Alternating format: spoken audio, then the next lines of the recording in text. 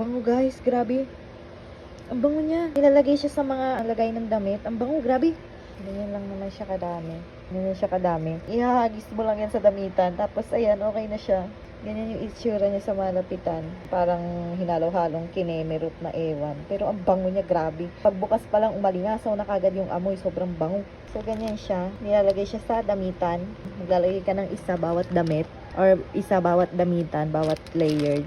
Pwede siya sa Durabox, pwede siya sa mga storage box. Ayun, ilalagay siya sa damitan, sa drawer, sa cabinet, sa mga storage box.